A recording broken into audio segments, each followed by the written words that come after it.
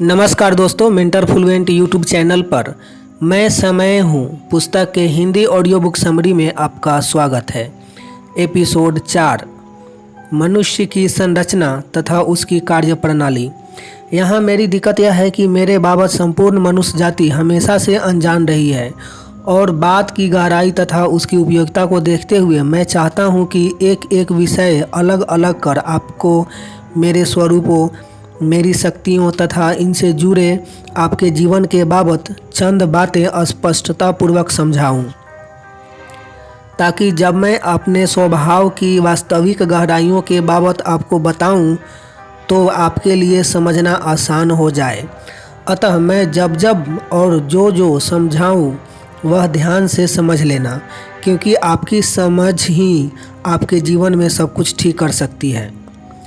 एक उसको छोड़ आप 1000 उपाय कर लें या लाख आश्रय खोज लें, कुछ नहीं होने वाला। और इस संदर्भ में सबसे पहले यह सोचें कि आप हैं क्या। ज़्यादा से ज़्यादा एक शरीर अब है या नहीं, यह चर्चा मैं बाद में करता हूँ, पर आप तो अपने को शरीर ही मानते आ रहे हैं। सो मैं अभी तो इस बात को शरीर के तौर पर ही आगे बढ़ाता हूँ। तो यह बताओ कि यह शरीर किन किन चीज़ों से बना है। अब एक मैं तो हूँ ही जो आपके मन के स्वरूप में विराजमान हूँ, दूसरा आपका ब्रेन है। और यह अच्छे से समझ लेना कि मैं और बुद्धि दोनों सर्वथा अलग अलग चीज़ें हैं। बुद्धि का कार्य है सोचना, विश्लेषण करना, बाहर से प्रभावित होकर मन को प्रभावित करना, मन के कार्यों में अड़ंगा अड़ाना वगैरह वगैरह। साथ ही आपके शरीर की संचार व्यवस्था का मुख्य माध्यम भी आपकी बुद्धि ही है। वैसे ही एक से एक योजनाएं बनाना व जिद करना भी आपकी बुद्धि के कार्यक्षेत्र में ही आता है। परंतु यहाँ यह खास तौर पर समझ ले कि जो चीज़ों का विश्लेषण करना और शरीर को नियंत्रित कर सुचारू रूप से चलाना, इन दोनों को छोड़ उसकी अधिकांश गतिविधियों का आपके जीवन पर बुरा ही असर पड़ रहा है। यहाँ यह भी बता दूं कि आपकी बुद्धि का स्वभाव जोर जबरदस्ती का होने के कारण एक और वह अनावश्यक विश्लेषण कर आपको मरवाती है, तो दूसरी ओर शरीर के साथ जबरदस्ती करके भी वह आपके जीवन में कई दुष्परिणाम लाती ही रहती है। अतः बुद्धि के प्रभाव में आने की बजाय उसकी गतिविधियों से सजग रहना अति आवश्यक है। वहीं आपको यह भी बता दूं कि बुद्धि की सर्वश्रेष्ठ क्षमता उसकी मेमोरी है, परंतु इसकी इस क्षमता का भी ठीक से उपयोग करते आए तो, वरना अधिकांश मनुष्य को तो उनकी याददाश्त ही मार डालती है। भूलने लायक चीज़ें भी याद करके उनकी बुद्धि उन्हें परेशान करती ही रहती है। अतः कुल मिलाकर कहने का तात्पर्य यह कि बुद्धि का उपयोग सिर्फ आवश्यकता अनुसार करने वाले ही जीवन में जीत सकते हैं। चलो, बुद्धि के बाबत समझ लिया हो तो अब आगे बढ़ूं और अब आते हैं डीएनए व जीन। यह आपके शरीर की संरचना व स्वास्थ्य को प्रभावित करते हैं। फिर आता है आपका बचा हुआ शरीर, यानी आपके हाथ, पाँव, लिवर, स्टमक, सब कुछ। कुल मिलाकर ये सब आपके जीवन को प्रभावित करने वाली प्रमुख वस्तुएं हुई। इसके अलावा प्रकृति का भी आप पर भरपूर प्रभाव पड़ता है। मान लो कल उठ के सूरज ना उगे या पृथ्वी घूमना ही बंद हो जाए तो सबके साथ साथ आप भी मर ही जाएंगे। वैसे ही प्रकृति की अन्य वस्तुएं जैसे सर्दी, गर्मी वगैरह भी आपके शरीर को प्रभावित करती ही हैं। और अब बचा आपका मन रूपी समय, यानी मैं। तो मैं अपने भिन्न भिन्न स्वरूपों के बारे में बताकर उन्हें आपसे मिलवा ही रहा हूँ। हाँ, तो जहाँ तक डीएनए, जीन, ब्रेन, आपका शरीर और प्रकृति से मेरे संबंध की बात है, तो वह संबंध सीधा और साफ है। उपयुक्त सभी आपके जीवन के साथ साथ मुझे भी काफ़ी हद तक प्रभावित करते ही हैं। उपयुक्त सभी और बदले में मैं भी इन सब को अच्छा खासा प्रभावित करता ही हूँ। तो यह थोड़ी बातें मैंने आपके जीवन को प्रभावित करने वाली अन्य ताकतों के बारे में बताई, और ध्यान रखना कि ये सारी बातें आगे आपको मुझे समझाने में काफ़ी सहायक सिद्ध होंगी। आपका अपना एक अलग विश्व है। आप थोड़ा यह समझो कि यूँ तो कहने को सभी मनुष्य हैं, सभी के 2 हाथ 2 पाँव हैं, और फिर ऐसा क्यों कि हजारों में एक सुखी व सफल है? क्यों सभी सुखी या सभी दुखी नहीं हैं?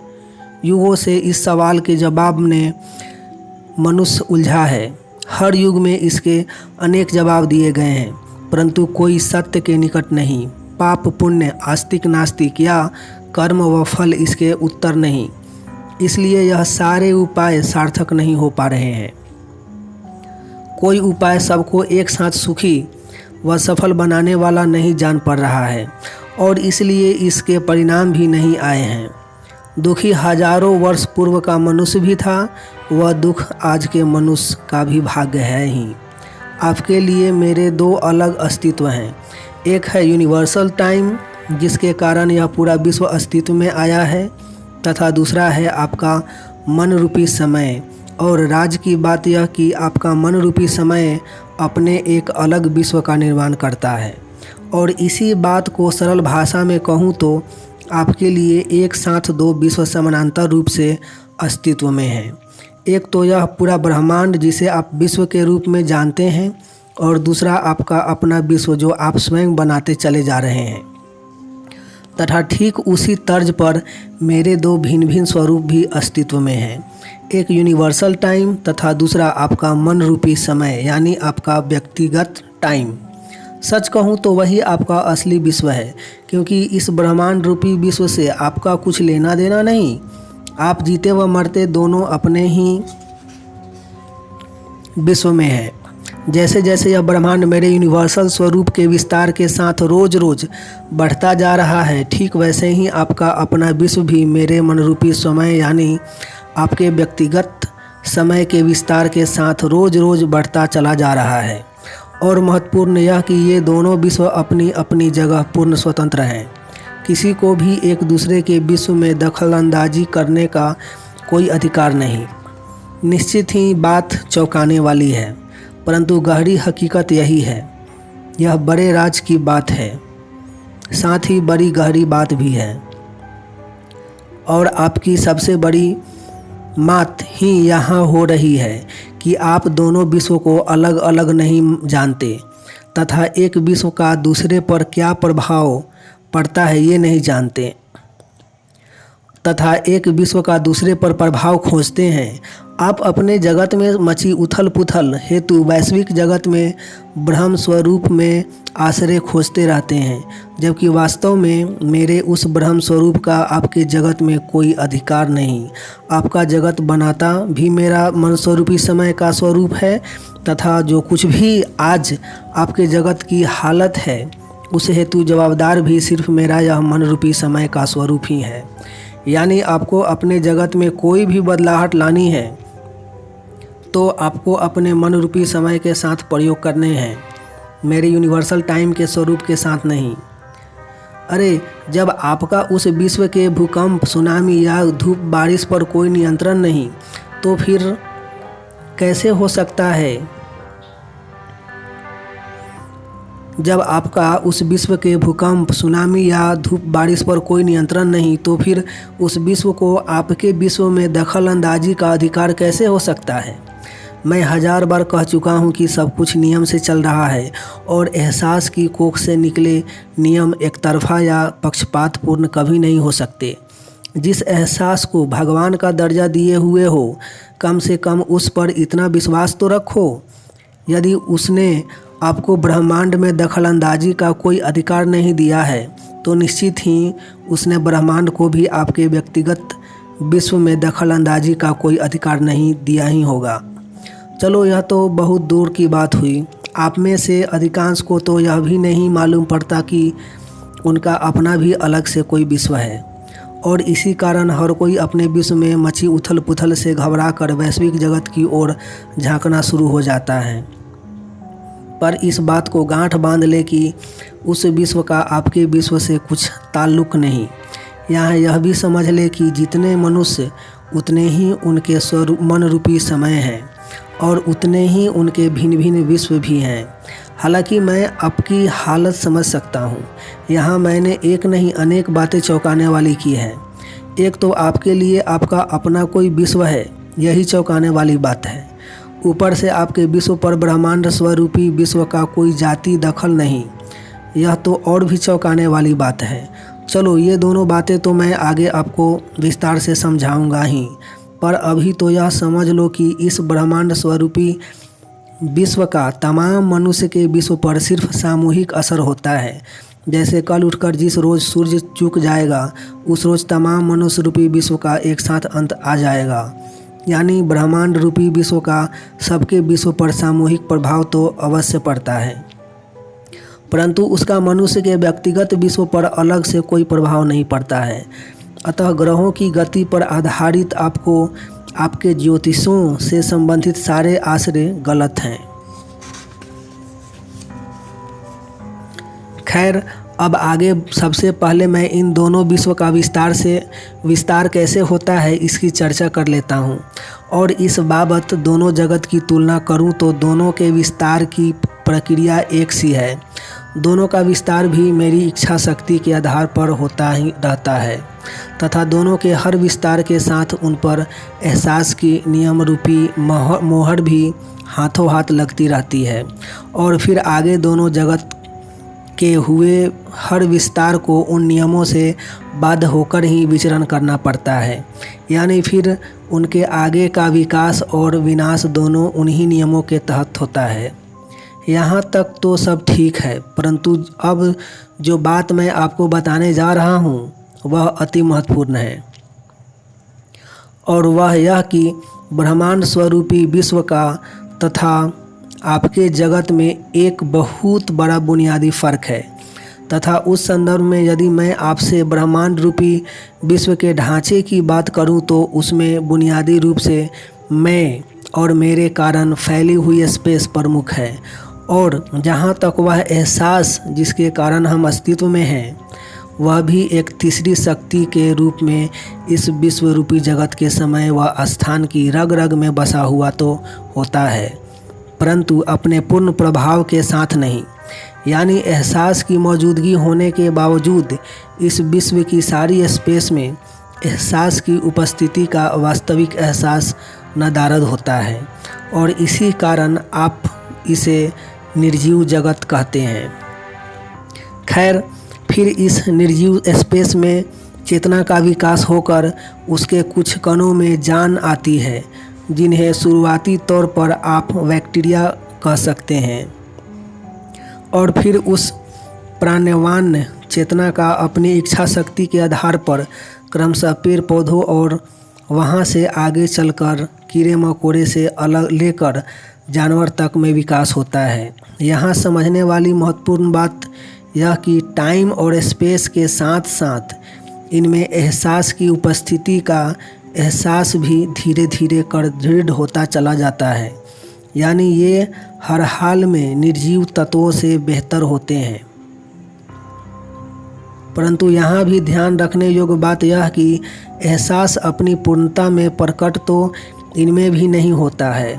इस कारण इस जगत को आप बीच का जगत कह सकते हैं।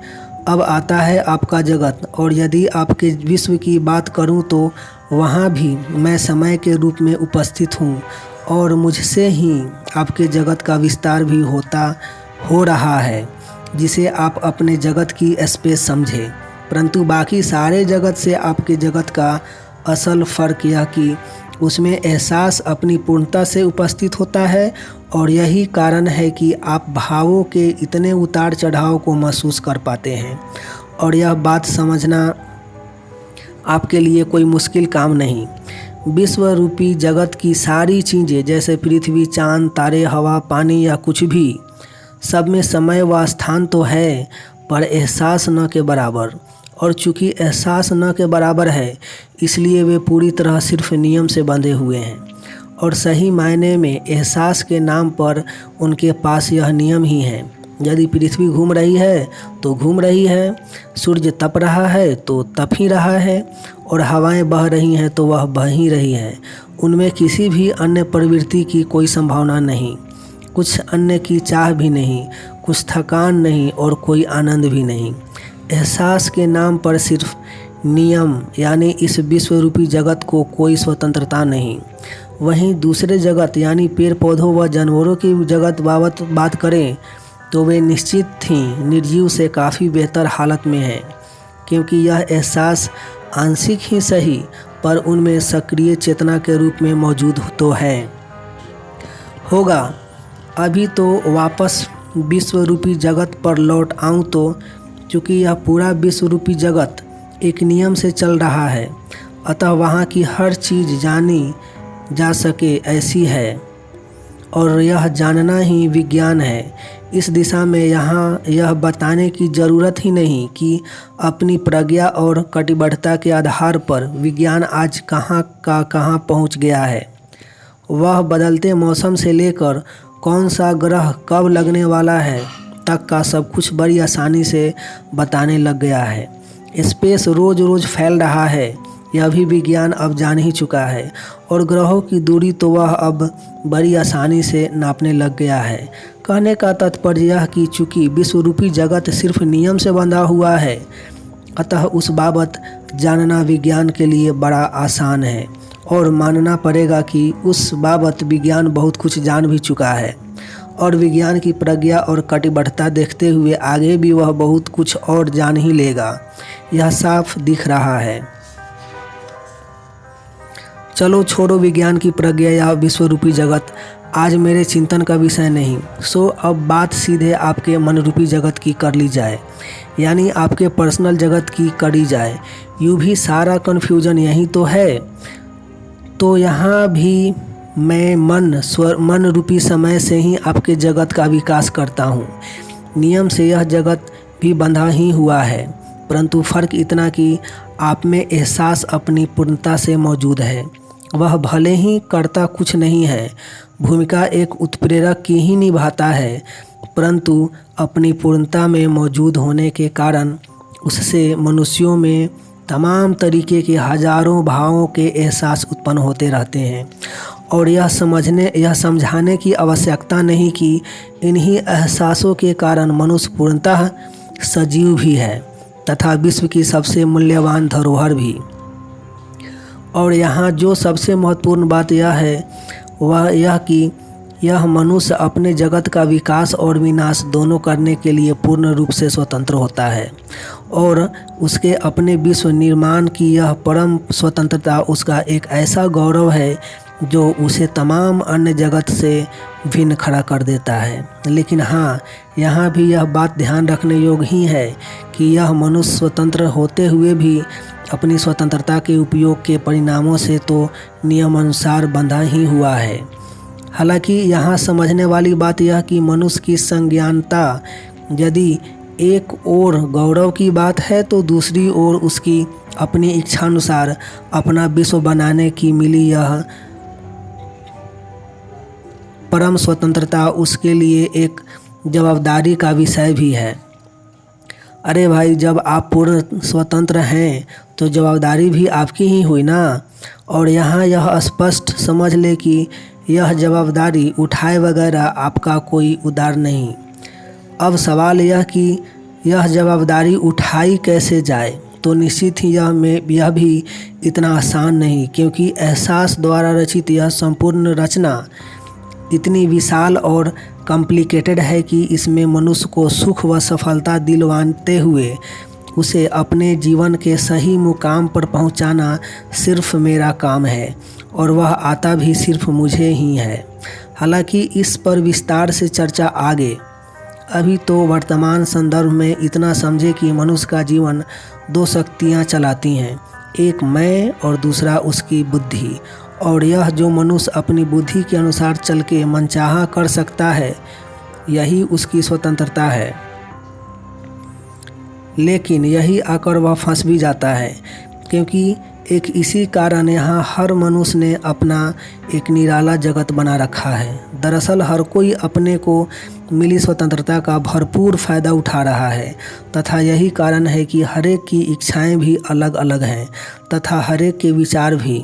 यही कारण है कि जो बात एक को ठीक जान पड़ती है वही दूसरे को नागवार लगती है।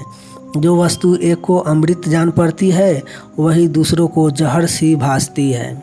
इसलिए जहाँ एक ओर सभी परेशान हैं वहीं दूसरी ओर। इसलिए अब तक किसी भी विचार या कैसी भी वैज्ञानिक उपकरण द्वारा ऐसा कोई फिक्स फार्मूला नहीं खोजा जा सका है जो सबको मान्य हो तथा सबके हित में भी हो, यानी जिससे सबको एक साथ सुखी और सफल बनाया जा सके। लेकिन सवाल यह कि जब सभी मनुष्यों की सारी प्रक्रियाएं मौलिक तल पर एक समान हैं तो उनको सुखी और संपन्न करने के फार्मूले कैसे अलग अलग हो सकते हैं, और वे हैं भी नहीं। परंतु दिक्कत यह है कि यहाँ हर मनुष्य अपने विश्व का विस्तार अपनी अपनी बुद्धि से कर रहा है और बुद्धि सबकी अलग अलग होती है। इसे यूँ कहें तो भी चल सकता है कि इस जगत में जितने मनुष्य उतनी ही प्रकार की बुद्धियाँ हैं।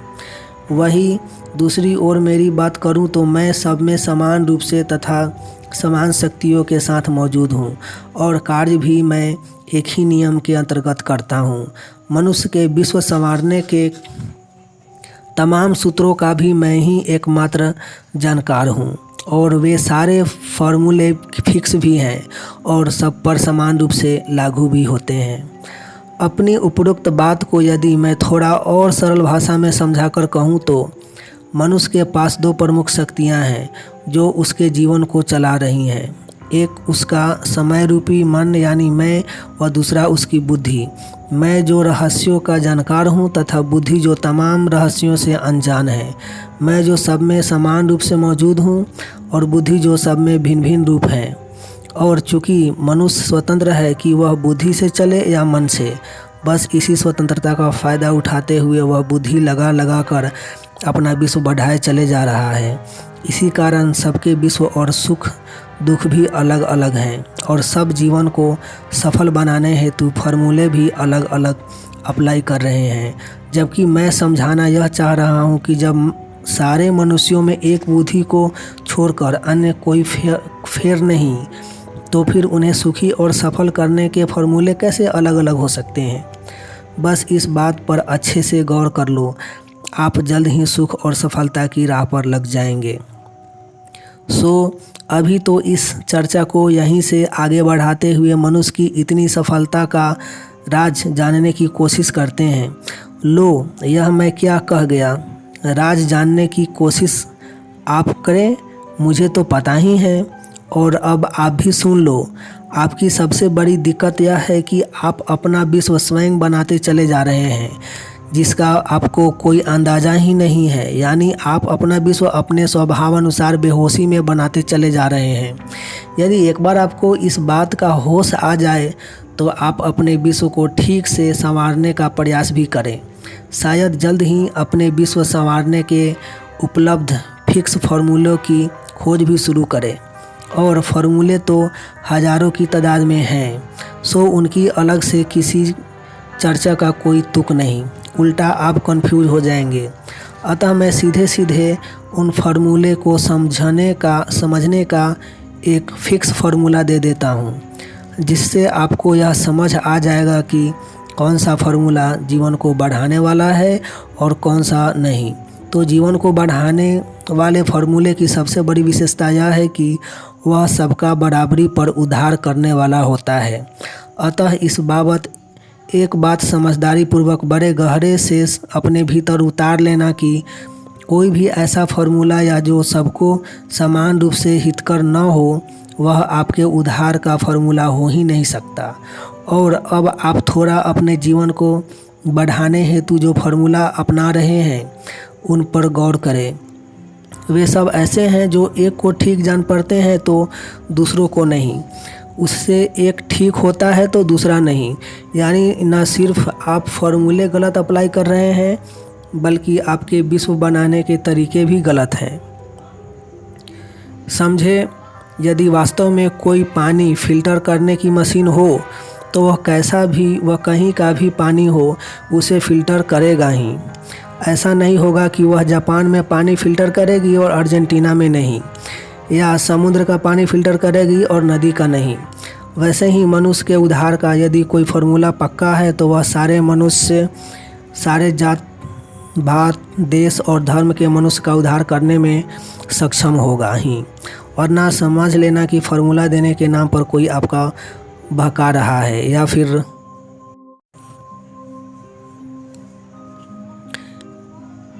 फिर आप मशीन में पानी की जगह कुछ और डाल रहे हैं होगा। अभी तो निश्चित ही ये सारी बातें पढ़कर आपके मन में एक साथ कई सवाल उठ रहे होंगे, और उसमें सबसे प्रमुख यह कि भला हमें अपना विश्व बनाने का अधिकार कैसे प्राप्त है।